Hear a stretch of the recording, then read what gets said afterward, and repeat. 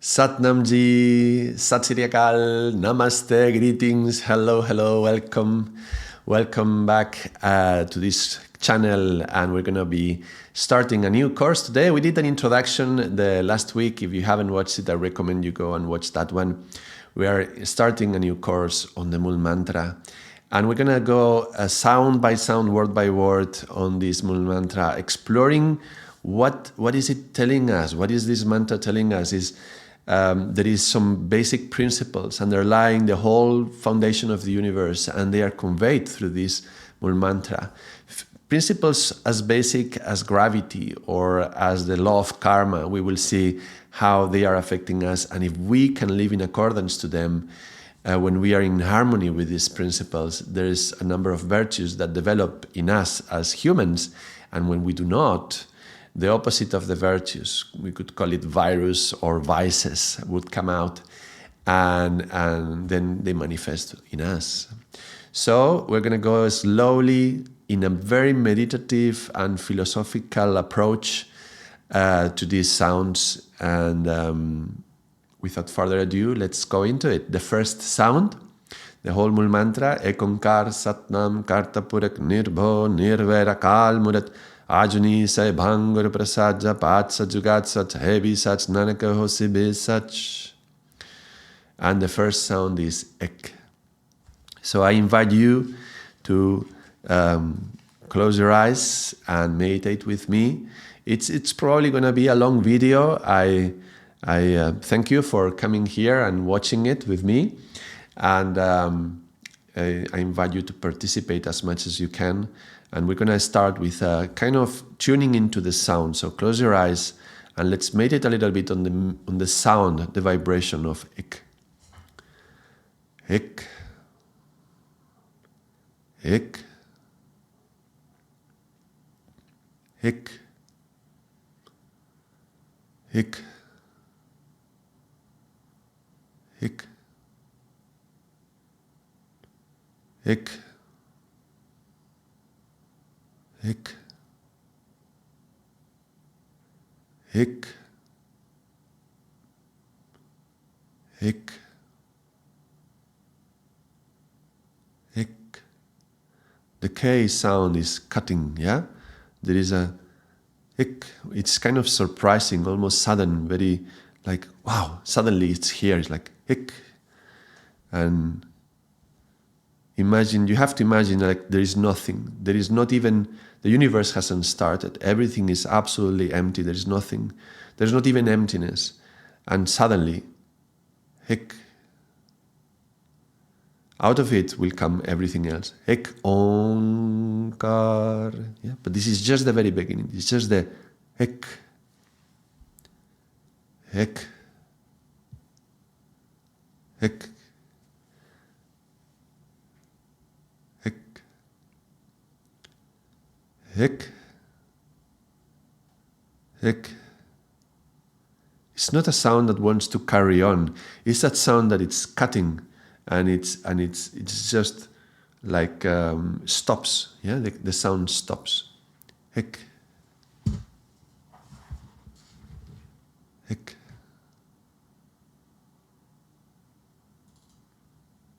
Hik.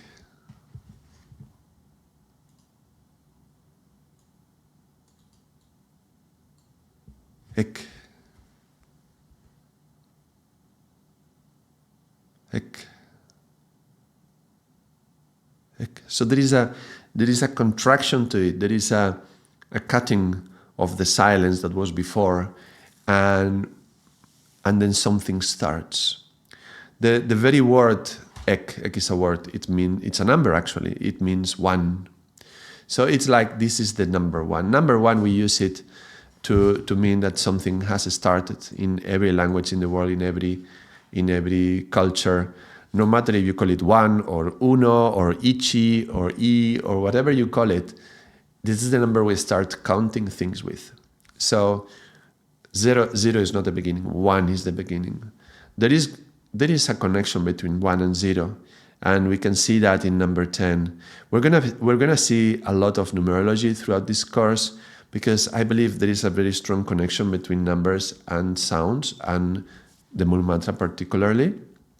And so Karan Kriya is going to be not so much in the background, but more in the foreground this time, when it's informing this discussion and these meditations that we're going to be doing. And I learned Karan Kriya from the founder of Shiv Charan Singh.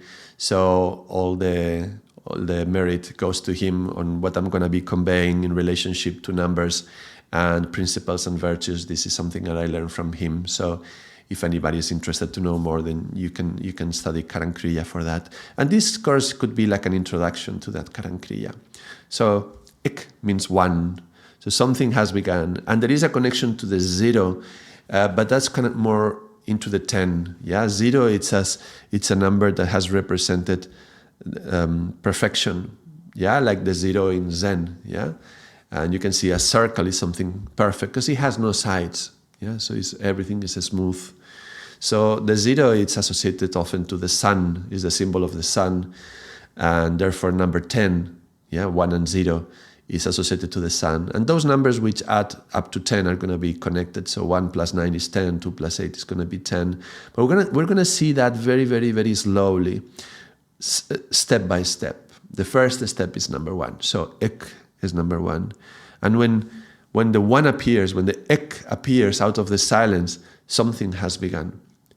Ik, onkar, ik, 1.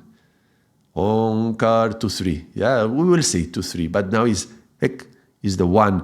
And there is a certain impulse to it. Ik. Pay attention to this impulse. Ik. Ik. You can feel it. There is the silence, and a part of you wants to chant the ik. Ik.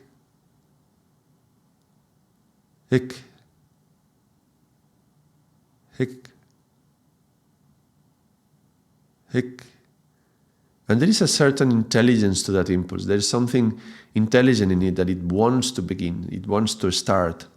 But this very start, this first step is a very small step. Like we say, baby steps, right? This is like very, very short sound. We don't want to do ik. Yeah, we are doing ik. Ik. Yeah, it's very, very short and sweet. Short and sweet, yeah? That should be that feeling of contraction of the number 1 of this ik beginning, yeah? Something very small, but sweet at the same time. Ik. Ik.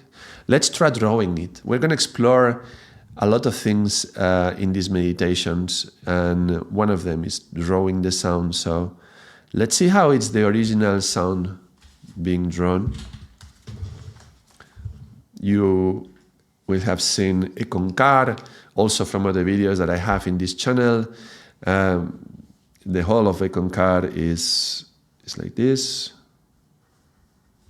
This is Ekonkar, but this is the part of Ik. So let's draw it a little bit larger. Like that. This is Ik. Now, I would like to point out how similar is this shape to number 1. Yeah. Something has begun, the beginning. But also number 9, you see? Number 9. So number 9, we can see it here as well.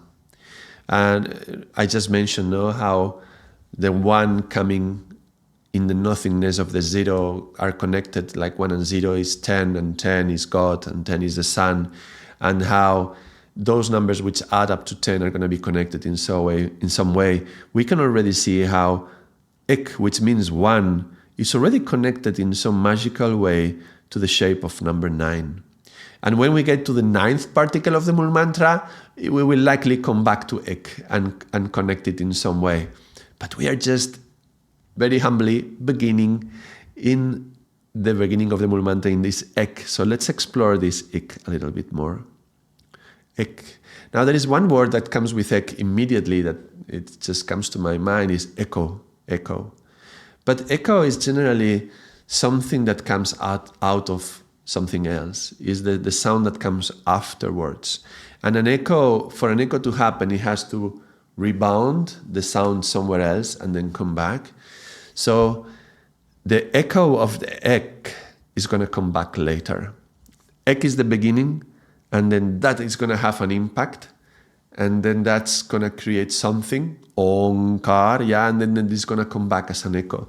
And we will see that as we go into Ong and Kar. But at the beginning, at the very beginning, is just this very small impulse of something. Yeah? Ek, ek. What? What happened? Did something happen? Ek. Yeah? Something happened. Ek. Really?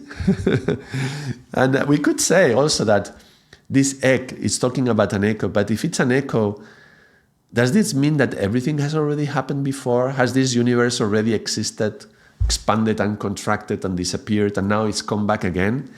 You know, like Big Bang and the big crash and the universe expanding and contracting.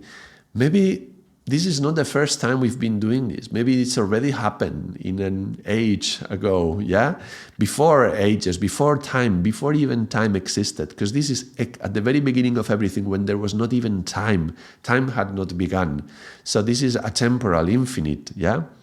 And there's this ek telling you already, maybe there was an echo. It's kind of saying, you know, maybe everything has already happened. Now, this is... I would like to point out another interesting thing about this ik sound. And just last week when I did the other video, I was talking about the history of Guru Nanak. Guru Nanak Dev Ji and his story about when he got enlightened or liberated. And the very first word he was saying was the Mul Mantra, Ekon Kar Satam, yeah? Now, very interesting that this comes from the mouth of Guru Nanak. And Nanak, the very word Nanak, Nanak, yeah, it has the K sound in it. And we could take the word of Nanak and divide it. And we could say that in one way, his very name meant Nanak. Nanak would say like, Na is no. So it's like saying, no, no, one.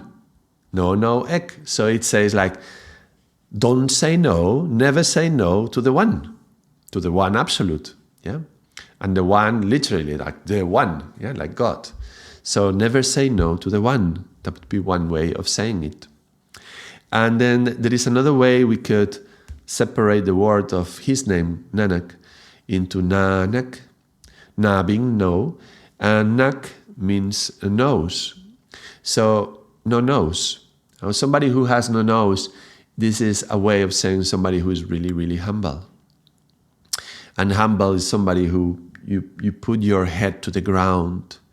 And as you bow and put your head to the ground, you put your nose on the ground, on the earth. Yeah? The earth is the first element, one, which in yoga we associate to the first chakra. And remember, you know, we build our houses, we begin with the foundations. We don't begin with the ceiling. We begin with the foundations, which are in the ground. So, ek, the beginning of the foundations of the universe, ek, it's also, in some way connected to earth. And so putting your nose down to the earth, that's a symbol of humility. That's like a very humble attitude. Yeah. So, ek, since we are talking about the creation of the universe, let's explore this a little bit more philosophically. Yeah? In the Bible, we can find this, in the beginning was the Word was with God, the Word was God. So God comes as words. Words are vibration. Yeah? Words are nothing else than vibration in the air. So mantras, what are they? They are words, they are vibration, therefore they are God. Yeah? And by the way, that this in the beginning was the word. This is, you can find this in the Vedas. Yeah, this is not an original thought. We could see how Saint John probably studied the Vedas, or maybe Jesus studied the Vedas and communicated to Saint John. I don't know, but in any case, you can find these three sentences. In the beginning was the Word was with God, the Word was God. In one of the I think it was the Rig Veda, which is one of the oldest teachings from India. So that's very interesting. But there is another connection then, because the words, we make them in the throat, yeah? This is the fifth chakra, is what allows us to chant mantras, yeah? So if the beginning was the word, the beginning, which is number 1, has to be connected to number 5 in some way, because the fifth chakra is the one that's producing words, yeah? And there is a number of connections that we could do through Karan Kriya as well. But let's start with the creation of the universe. And we're going to do a little fairy tale story to describe this as well. So in the beginning, think of it like there was nothing. And nothingness is difficult to draw. How do you draw nothingness, right? The closest thing we can do to drawing nothingness is drawing a circle, a zero, number 0, yeah? And this fairy tale, this little story of the creation of the universe says that in the beginning was nothing, and then something hit nothing. This is making reference to a word in Sanskrit which is anahat. Anahata means unstruck, something that has not hit anything else. What does this mean? When I'm making sound, like I'm going to clap my hands, I'm going to hit one with the other, it's the hitting on one with the other that makes the sound. Now, when you are doing a sound like ik onkar, that sound at the very beginning of the creation of the universe, there was nothing before. So that's anahata, something hitting nothing. And the way it's described in the Sikh Dharma is like God is like a sword. It's very interesting, the connection, because we are talking about how in the beginning was the word. So we are talking about words. The beginning was the word was with God. We associate this with God. But then look at how similar words and swords. Very similar in the word in English, yeah?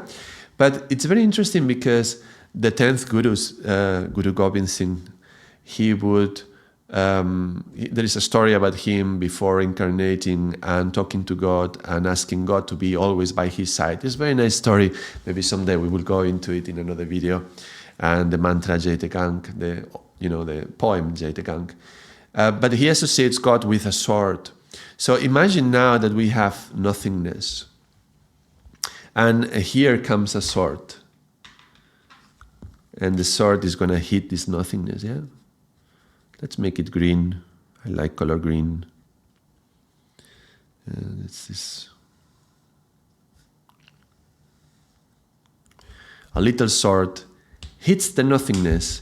And as it hits the nothingness, something cracks. Look at the sound, crack. The K sound of ek, crack. A little crack, a little something like a crease appearing in the fabric of the universe, yeah? It's like this knife or sword cutting, yeah, cutting.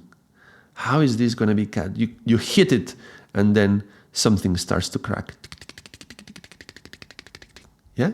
And it's like a little earthquake in the ethers. Maybe not earthquake, because earth is earth. Maybe etherquake. Okay, I just invented a new word. It doesn't exist, but you will allow me to do it. So etherquake and quake. Do you hear so much K sound? The etherquake breaking, cutting, as the sword crashes. Yeah, and something breaks free. And there's this little crack breaking everything, and you will see how I'm drawing this number 5, yeah, with the crack. And then out of here something happens. Yeah, now it's not like one thing, but now 2 different things have appeared. It's like from the 1 goes to the 2, you see? There was nothingness, then the sword appears, cuts something in an unstruck way without striking, struck, yeah, the K again. And then this little crack appears and it breaks into 2 pieces. And as we go into the 2 pieces, we're going to go into the ong, and then comes the car and so on. But if we just state at the very beginning, notice how these 2 pieces there is a round shape and there is a square shape, and we could do like a little round symbol on the squarish side and a little square symbol on the round side. And you can see how this is the symbol of the yin yang. Yeah, yin yang like in Tao, yeah? There's this polarity which is everywhere in the universe. Starts from the one, then it comes into the polarity, then it comes into three. This is you can learn about this more in Samkhya philosophy when Purusha and Prakriti appear. These are these two polarity, these two polar aspects which give opportunities for the whole creation to come later. Creation will be kar, and that will be into ekonkar. Yeah, we are jumping ahead, but notice how quickly, we do ik, and immediately the ong and the kar want to come up. But this is the creation, this is the very beginning, the ether quake, and the beginning of this number one, something happening. You can see it like this. Let me put it in a different way, because I've been meditating the whole week on this ek sound, and I was meditating how Guru Nanak went inside the river and he submerged himself into the river. And I found it such a beautiful image. And then imagine like the river, and we have this ek above it. And you see the sign of the symbol of the ek, it's kind of pointing downwards. It's almost like imagine a little stone that wants to come out and come down, and we would see the stone, a rock. Let's call it a rock because it has the K sound, The rock is coming down. It's coming down. It's coming down. And as the little rock hits the surface of the water, then it's like there's going to be a splash of sound. The splashing and what comes afterwards, that's going to be ong. But this is the very beginning. When the ik is when the little drop of water hits on the surface of the river. And if you notice, look at this. Beautiful. Ik. The ik appears here. Can you imagine this? Like the little stone hitting the surface, and then there's a little ether, water in the river, splashing outwards. So much light. The light is coming. The light is coming. All right. So this is ik. That's very nice that it's this beginning of, like Nanak going into the river, like a little drop of water going into the water of the river, So that's very, very interesting. So now, what I'm going to do now is I'm going to take this meditation into the realm of sound. And I did a whole course on sound. It was a long course. I don't know if anyone of you has watched it, and if you're interested, then please do so.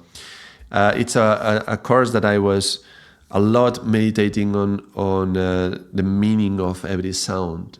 And so I studied a little book by Margaret Magnus. I talk a lot in this course about this book, and she has a PhD thesis on the meaning of words which contain different sounds. So let's do that. Let's take that on the letter K, because this is ik, And so if we go to the K, this is from her thesis. You can find that most of the words with the letter K in the first position are relating to containers or closure or crevasses. You hear the sound K. You see, you have to understand this K is the sound. This is the phoneme. It's not the letter C. I mean, it's not the letter K, because the letter C can be pronounced as a K. So it's not very interesting or important which is the letter that you write it with, though, that's also relevant in some ways, like we were just exploring the K here. But the sound K, the sound K, is related to containers, closure, crevasses, corners, crinkles, closeness, catching, collecting, contact, carrying, cutting, and cruelty, kings and commoners, clear control. These are less likely, These are less words which are like this. Interesting knowledge comes here, like k, knowledge, and speaking. Look, speaking and throaty sounds, very interesting, We're relating the sound of ik with the throat, which is the first beginning of producing sound. But containers, we were in that course, we were talking about how the K sound reflects a vibration in the throat, and the throat is like a container. But if we are looking at this, we're reflecting upon the universe. This is like K, the ek. The ek is like the seed of the universe, out of which everything starts. So it contains the whole essence of everything that comes afterwards, yeah, of what's gonna manifest. And we can even see, look, even in this crack of the 5, yeah, the sword hitting the nothingness, and out of it something appearing. You can see the shape of already from the 5, numbers 4 and number 6. And this will be like 4, 3, 2, 1. Okay, it seems like I did it on purpose. I wasn't planning to draw it like this. And then 6, 7, and then 8 would be like the infinite, and number 9 would be here, yeah? So this is very mystical, yeah? The symbols and the sounds and the vibrations, this is all connected in very mystical ways. And I'm happy to explore it in a meditative way, yeah? Without obsessing about it, but let's be curious about it, yeah? So the K sound, these containers and corners and crackings and cutting and creasing. And there is also this container is like something that is contained, yeah? And I was saying ik contains the essence of everything else, everything that comes afterwards. So it's also like the cave of the mouth where we produce the sounds.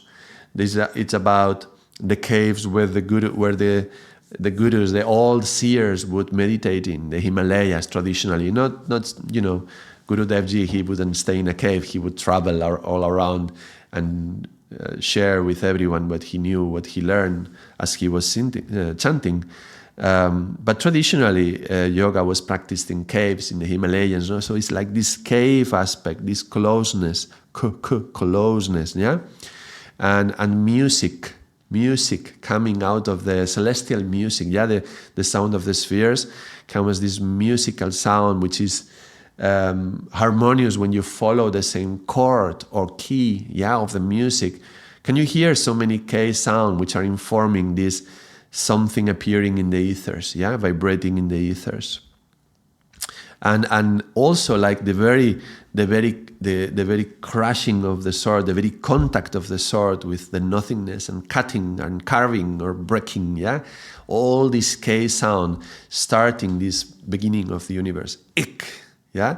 Let's try to chant ik again now with these feelings of all these sounds, all the meanings of these sounds that I mentioned. Ik, ik, ik. You can almost feel like it cuts something, and out of the breach, then ong will come out. Look, ik ong.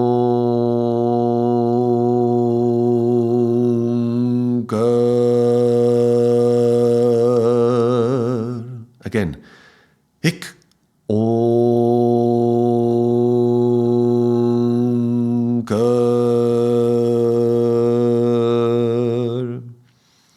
Ik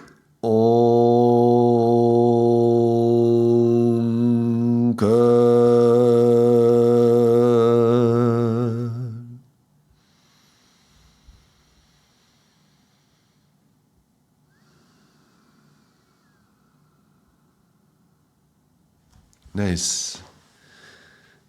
And the K not only is in Guru Nanak Dev Ji, but it's also in the very word Sikh. Yeah, this is Sikh Dharma, and this comes from the Sikh tradition. Guru Nanak was the first of Guru of the Sikh tradition. So the very word Sikh contains the S sound, which in also the other course on meaning of mantras and sounds, I was talking about how S is the sound of the Kundalini, yeah? And the serpent-like energy that is within us. And Sikh, and the K sound, then here we have the K of the Ek, yeah? Ek, Onkar. So very interesting that the very word Sikh, it's connecting these two things, yeah? And seeker, the word seeker in English, yeah, somebody who is seeking the truth. That's somebody, from a Sikh would be a disciple, yeah, a student, a seeker of truth. The very word Sikh for Sikhism. And ek is one, but that's very interesting. The one thing that unites all Sikhs, yeah, that when you see Sikhs in the street, what is the thing that you can perceive about them? First of all, the very first thing that you see are the 5 Ks. Yeah, well, you don't see all of the Ks, but you perceive some of the Ks through the covering of the long hair with the turban. You can see it in the beard if it's a man.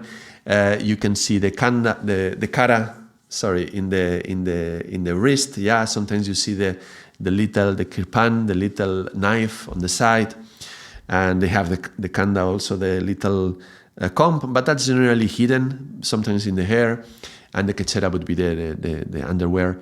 And so there is these 5 Ks which were established as part of the code of conduct for the Sikh. I think it's called the Rehit. I think I'm not sure about this.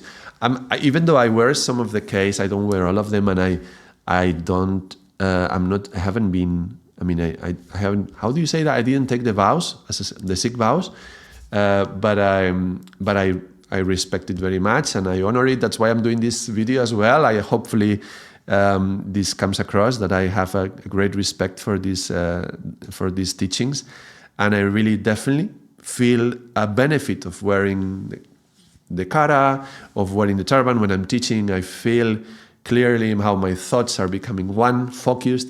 Yeah, the turban helps. So very interesting that these 5 Ks are the very first one thing that we observe when we see a Sikh on the street. That's, oh, he's a Sikh.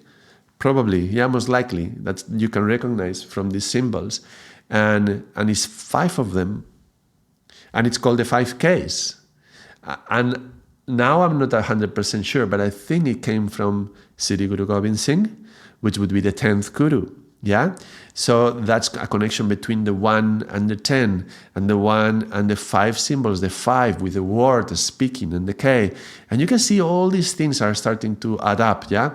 One thing could be a coincidence, yeah? 2 things can be a coincidence. But as I'm more speaking on the K, you can probably feel this connection between all these many things. Ek as the origin, Ek as the beginning, as a primary intelligence that starts this whole creation. And in the language of Guru Nanak, the beginning of these wonderful teachings, the Sikh Dharma, that's Ek starts the beginning of this. Another thing I noticed just now, why was Guru Nanak saying these words? Why was he traveling? Why was he chanting this? And why would he say Ek? He was actually saying there is one God. Ek Onkar, yeah, there is one God, there is one creation created by one God. And he was saying that in a period of time when there was great turmoil and great conflict between the 2 main traditions and religions in India at that time, which were Islam and Hinduism. So again, we can see how there was these 2 aspects, yeah? Yeah, the 2 aspects of the yin and the yang, like the yin and the yang. And he was saying, well, Ek Onkar. He was saying, wait, you Muslims, you Hindus, you are all speaking the same. You are all talking about God, and it's the same God. We're talking about this. He didn't set out to create a new religion. He was just trying to say, look, you are all talking about the same. It's just one God. So that's where this Mul Mantra came from. Ek Onkar. Mul meaning root. So this is the root of all mantras, the root of the whole book, of the whole holy book. So saying, look, this is the root. This is the root of the teachings. This is the most important, the first most important rule. Ek Onkar, this is where we come from. We are all together. We are all connected, yeah? And connected means like to be one. We are all united. And he united a lot of people, even his own friends. One was Muslim, one was Hindu. His closest disciples, we could say, that traveled with him. One was Hindu, one was Muslim. And as he was traveling and chanting, everybody would feel that a connection to what he was saying. So, Ek is one, and all is one, and God is one. And that is the very first principle.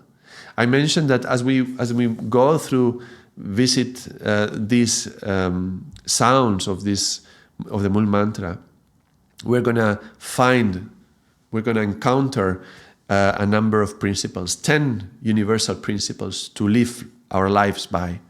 And there's going to be a principle, and if we live according to that principle, there's going to be some virtues, otherwise vices and viruses. So let's write down right now the principle for it.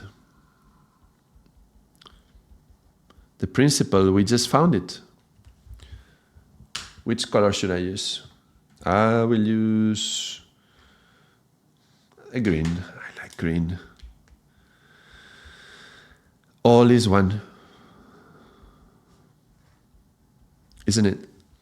Ek is telling us all is one. All is united. One. Ek literally means one. It means all is one. We are all united. We're all connected. We're all one, and we are all connected to God as well. We are not separate from God. We are joined. I am one with the one, we could say. Yeah, I am one with the one. I'm a little one. Let's not be like, I'm a little one, but I am one with the one. I am part of this one. I am connected to God. I am connected to this oneness of the whole of the universe, the whole of creation. And like a little, how do you say that? Like a little cog in the machine, like a wheel in the machine. I'm a little piece in the machine, but I am connected, yeah? And if I live according to that principle and I feel connected to this one, and without pretension, but connected to this one, I can feel that I'm this little thing, and the virtue that I would develop, that would be, let's write it down. The virtue of being aligned to this one and connected to this one in the universe, but feeling we are a little one, part of the big one, but we're a little one. This is called humility. Humility? I think it has two L's. Does it have two L's? I'm not sure now. Never mind. This is my humility of not knowing exactly if I'm writing correctly, but never mind. So that's a virtue, but what would the virus be? Or the vices that would come out? Well, if we don't live, the more I'm seeing it, the more I'm thinking that it has only one L. Never mind. So there is some vices or viruses. Vices and viruses. And they are generally linked to too little of that, too much of that, or the wrong kind of that. So in this case, like feeling small and humble, yeah, you can say smallness. Feeling too little of smallness would be somehow like the pride of the ego, yeah? The ego feels superior to others, yeah? But if you have too much of this smallness, it could be a feeling of shame. Yeah? Now, both too little or too much, they are just substitutions that the ego makes from the true qualities of the soul. Yeah, when we are connected to our soul, we humbly ask for things. We humbly feel something. We humbly, whatever. We approach life with a humble attitude, humility. Yeah, the wrong attitude, the wrong kind of humility, the wrong kind of humility. It's humiliation. Humiliation. Again, I don't know if it's two L's or one, but never mind.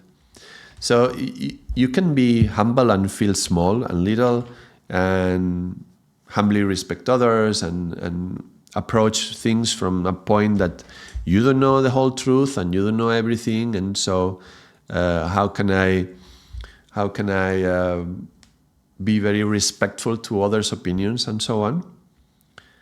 But if I humble myself in a way that I am belittling myself, then people start to crush me, yeah, and squish me, yeah, and then I feel humiliated.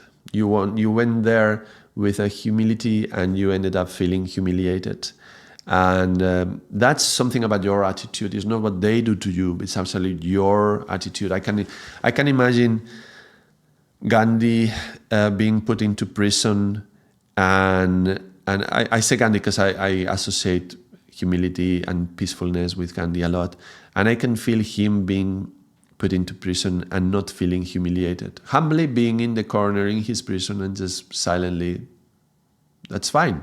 I'm in the prison right now, that's okay, being fine with that and feeling small. But small, but you matter. I'm a little cog in the machine, but sometimes you take the little one and everything stops working. So not to think that, look how important I am, but I do have import. I do have weight. Like the little rock which was falling on the water, it falls because it has some weight.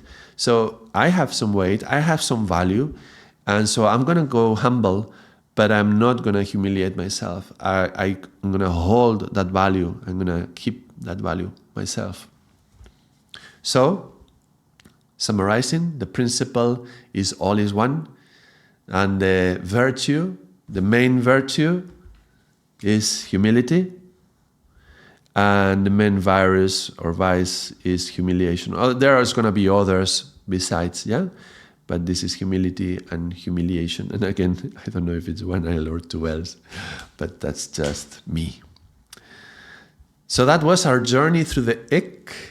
I hope it was of some use to you, and I hope you were able to meditate on that. And I would encourage you, if you have watched this whole video, but thank you.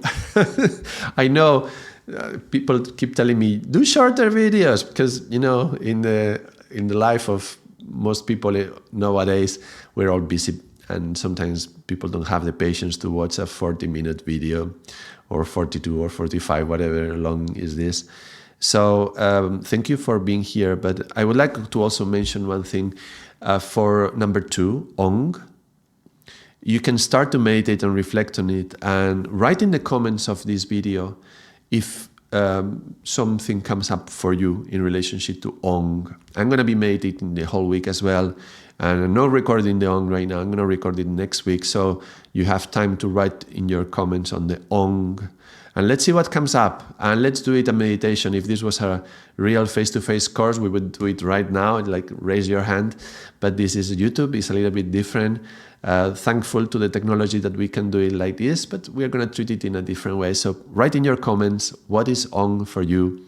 And again, thank you for being here. Subscribe to the channel, click the bell if you want to keep informed of when the next video appears. Generally, I keep a frequency of 1 per week. But until next time, thank you very much. Satam.